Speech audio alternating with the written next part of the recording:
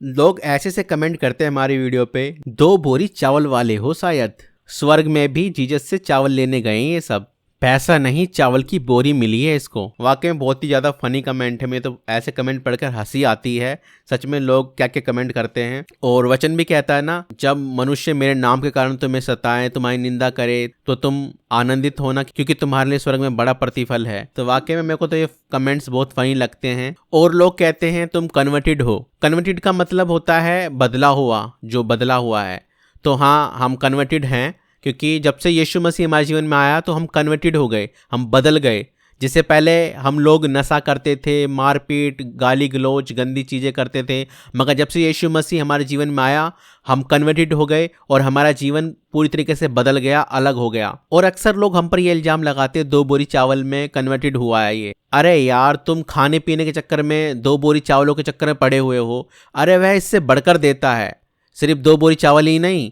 अरे बाइबल बताती है परमेश्वर ने अपना एक लौता पुत्र हमारे पापों की क्षमा के लिए क्रूस पर कुर्बान कर दिया, दे दिया, ताकि जो कोई इस पर विश्वास करे वह नष्ट ना हो परंतु अनंत जीवन पाए। अरे 2 बोरी चावल ही नहीं, परमेश्वर ने हमें अनंत जीवन दे दिया है, जिसका मूल्य यीशु मसीह ने क्रूस पर अपनी जान देकर चुका दिया। अरे 2 बोरी चावल से आगे बढ़ो, नाशवान भोजन के लिए परिश्रम मत करो। अरे उसने आपको अगर बनाया है तो आपको भोजन भी देगा, खाने को भी देगा, भूखा नहीं मरने देगा। अरे यीशु पर एक बार विश्वास करके तो देखो, आपको खुद पता चल जाएगा कि आपने क्या पा लिया। हम भी आपकी तरह ही थे जो दूसरों पर इल्जाम लगा देते, अरे ये तो कन्वर्टेड है, ये तो दूसरा धर्म अपना लिया, जबकि यीशु मसीह कोई धर्म बनाने आया ही नहीं है।